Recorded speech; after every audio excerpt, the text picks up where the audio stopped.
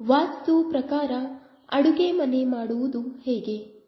ಈ 20 ವಾಸ್ತು ಸಲಹೆಗಳನ್ನು ಪಾಲಿಸಿದರೆ ಹಣದ ಮಳೆಯಾಗುತ್ತದೆ.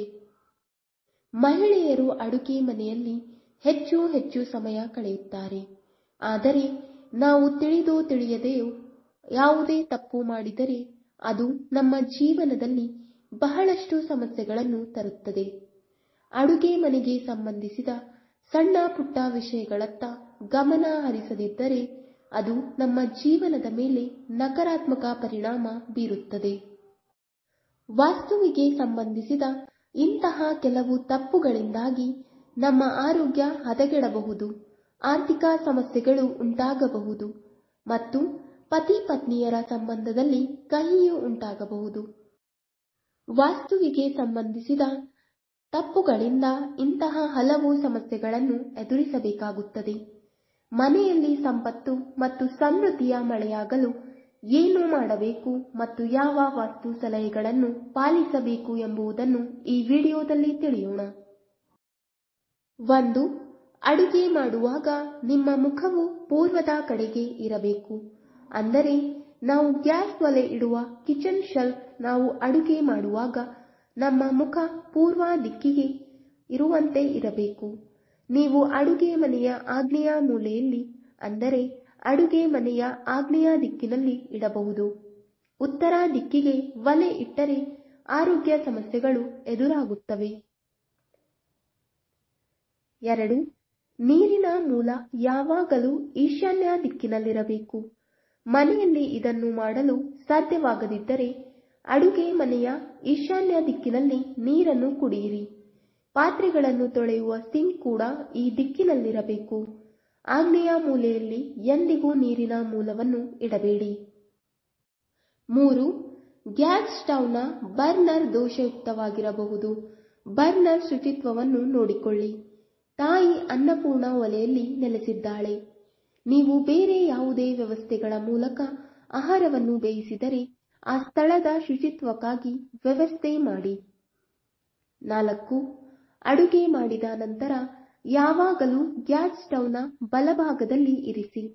ತಾಯಿ ಅನ್ನಪೂರ್ಣ ಈ ದಿಕ್ಕಿನಲ್ಲಿ ನೆಲೆಸಿದ್ದಾಳೆ ಎಂದು ನಂಬಲಾಗಿದೆ. ಎಡಭಾಗದಲ್ಲಿ ಆಹಾರವನ್ನು ಎಂದಿಗೂ ಬೇಯಿಸಬೇಡಿ. ಇದರಿಂದ ನಿಮ್ಮ ಕುಟುಂಬದ ಆರೋಗ್ಯ ಹಾಳಾಗಬಹುದು. 5. ಸಿಂಕ್ ಅಡಿಯಲ್ಲಿ ಜಂಕ್ ಮತ್ತು ಡಸ್ಟ್ ಬಿನ್ ಇಡಬೇಡಿ. ಮನೆಯಲ್ಲಿ ನಕಾರಾತ್ಮಕ ಶಕ್ತಿ ಇರುತ್ತದೆ. 6. ತೆರೆದ ಡಸ್ಟ್ ಬಿನ್ ಅನ್ನು ಬಳಸಬೇಡಿ ಮತ್ತು ಡಸ್ಟ್ ಬಿನ್ ಅನ್ನು ಸ್ವಚ್ಛಗೊಳಿಸುವ ಸಂಪೂರ್ಣ ಕಾಳಜಿಯನ್ನು ತೆಗೆದುಕೊಳ್ಳಿ. ನಿಮ್ಮ ಕಣ್ಣುಗಳು ಅದನ್ನು ತಲುಪಲು ಸಾಧ್ಯವಾಗದ ಸ್ಥಳದಲ್ಲಿ ಡಸ್ಟ್ ಬಿನ್ ಅನ್ನು ಇರಿಸಿ, ಏಕೆಂದರೆ ಇದು ನಕಾರಾತ್ಮಕ ಶಕ್ತಿಯ ಮೂಲವಾಗಿದೆ. 7. ಸ್ಟವ್ ಮತ್ತು ಸಿಂಕ್ ಅನ್ನು ಒಂದೇ ಸ್ಥಳದಲ್ಲಿ ಇಡಬೇಡಿ. ಹಾಗಿದ್ದಲ್ಲಿ ನಂತರ ನಡುವೆ ಮರದ ಗೋಡೆಯನ್ನು ಮಾಡಿ. ಇದನ್ನು ಮಾಡಲು ಸಾಧ್ಯವಾಗದಿದ್ದರೆ ಮರದ ಮಡಕೆಯನ್ನು ಅಲ್ಲಿ ಇರಿಸಿ.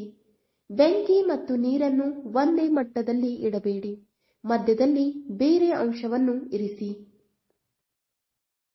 8. ಅಡುಗೆ ಮನೆಯಲ್ಲಿ ಪೊರಕೆ ಇಡಬೇಡಿ, ಏಕೆಂದರೆ ಅಡುಗೆ ಮನೆಯಲ್ಲಿ ಪೊರಕೆ ಇಡುವುದರಿಂದ ನಕಾರಾತ್ಮಕ ಶಕ್ತಿ ಹರಡುತ್ತದೆ. 9. ಅಡುಗೆ ಮನೆಯಲ್ಲಿ ಅನಗತ್ಯ ವಸ್ತುಗಳನ್ನು ಇಡಬೇಡಿ. ಅದನ್ನು ಅಗತ್ಯವಿರುವವರಿಗೆ ನೀಡಿ ಅಥವಾ ಅಡುಗೆ ಮನೆಯಿಂದ ತೆಗೆದುಹಾಕಿ. 10. ಆಹಾರದ ತಟ್ಟೆಯನ್ನು ಸರಿಯಾಗಿ ಇರಿಸಿ. ಆಹಾರವನ್ನು ಬಡಿಸುವಾಗ ಆಹಾರದ ತಟ್ಟೆಯನ್ನು ಚಾಪೆ ಅಥವಾ ಮೇಜಿನ ಮೇಲೆ ಗೌರವದಿಂದ ಇಡಬೇಕು. 11. ಆಹಾರ ತಿಂದ ನಂತರ ಅದೇ ತಟ್ಟೆಯಲ್ಲಿ ನಿಮ್ಮ ಕೈ ತೊಳೆಯಬೇಡಿ. ಈ ರೀತಿ ಮಾಡುವುದರಿಂದ ನಿಮ್ಮ ಆರೋಗ್ಯಕ್ಕೆ ಹಾನಿಯಾಗುತ್ತದೆ. 12. ರಾತ್ರಿ ವೇಳೆ ಸಿಂಕ್ನಲ್ಲಿ ಕೊಳಕು ಪಾತ್ರೆಗಳನ್ನು ಇಡಬೇಡಿ. ಇದರಿಂದ ರಾಹುವಿನ ಪ್ರಭಾವ ಮನೆಯ ಸದಸ್ಯರ ಮೇಲೆ ಬೀಳುತ್ತದೆ. ಸಾಧ್ಯವಾದರೆ ರಾತ್ರಿ ಪಾತ್ರೆ ತೊಳೆದೆ ನಂತರವೇ ಮಲಗಿ. 13.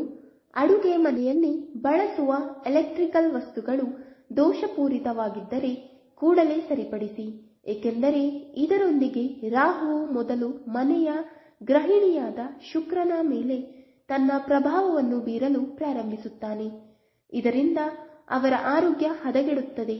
ಆಸ್ಪತ್ರೆಗಳ ಖರ್ಚು ಹೆಚ್ಚಾಗುತ್ತದೆ ಮತ್ತು ಮನೆಯು ಸಮೃದ್ಧವಾಗಿರುವುದಿಲ್ಲ. 14. ಅಡುಗೆ ಮನೆಯಲ್ಲಿ ಚಿಮಣಿ ಸ್ಥಾಪಿಸಿ. ಎಕ್ಸಾಸ್ಟ್ ಫ್ಯಾನ್ ಅನ್ನು ಸ್ಥಾಪಿಸಿ ಮತ್ತು ಅಡುಗೆ ಮನೆಯಲ್ಲಿ ಗಾಳಿಯನ್ನು ಇರಿಸಿ. ಹೊಗೆ ಸಂಗ್ರಹಗೊಳ್ಳಲು ಅನುಮತಿಸಬೇಡಿ, ಇದು ನಿಮ್ಮ ಗುರುವನ್ನು ದುರ್ಬಲಗೊಳಿಸುತ್ತದೆ. 15. Kitchen snap ಕಪ್ಪಾಗಿರಬಾರದು. ತಿಳಿ ಬಣ್ಣದಲ್ಲಿ ಇಟ್ಟುಕೊಳ್ಳಿ.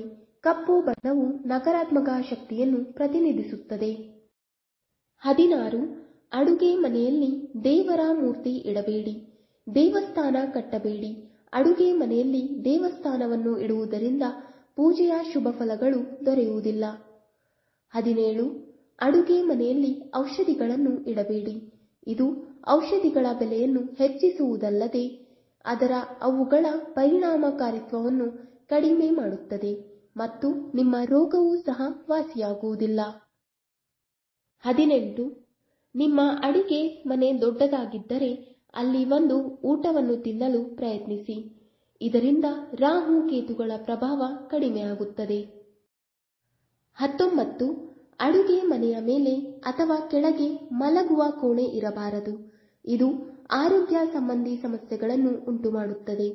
ನೀವು ಅಡುಗೆ ಮನೆಯ ಮೇಲೆ ಅಥವಾ ಕೆಳಗೆ ಪ್ಯಾಂಟ್ರಿ ಅಥವಾ ಕೋಣೆಯನ್ನು ರಚಿಸಬಹುದು, ಆದರೆ ಯಾರೊಬ್ಬರ ಕೋಣೆಯನ್ನು ಅಲ್ಲ. 20. ಅಡುಗೆ ಮನೆ ಮುಖ್ಯ ಬಾಗಿಲಿನ ಮುಂದೆ ಇರಬಾರದು, ಏಕೆಂದರೆ ಮುಖ್ಯ ಬಾಗಿಲಿನಿಂದ ಬೆಂಕಿ ಕಾಣಿಸಬಾರದು. ಇದು ಅಪಘಾತದ ಸಾಧ್ಯತೆಯನ್ನು ಹೆಚ್ಚಿಸುತ್ತದೆ. ಅಡುಗೆ ಮನೆಗೆ ಸಂಬಂಧಿಸಿದ ಈ ಎಲ್ಲ ವಾಸ್ತು ಸಲಹೆಗಳನ್ನು ಅನುಸರಿಸುವುದರಿಂದ ನಿಮ್ಮ ಮನೆಯಲ್ಲಿ ಸಂತೋಷವನ್ನು ತರಬಹುದು ಮತ್ತು ಹಣದ ಒಳಹರಿವನ್ನು ಹೆಚ್ಚಿಸಬಹುದು. ವೀಕ್ಷಕರೇ, ಈ ವಿಡಿಯೋ ಇಷ್ಟವಾದಲ್ಲಿ ಲೈಕ್, ಶೇರ್ ಅಂಡ್ ಕಮೆಂಟ್ ಮಾಡಿ. ಮುಂದಿನ ವಿಡಿಯೋಸ್ಗಳಿಗಾಗಿ ಚಾನೆಲ್ ಅನ್ನು ಸಬ್ಸ್ಕ್ರೈಬ್ ಮಾಡಿ. ಧನ್ಯವಾದಗಳು.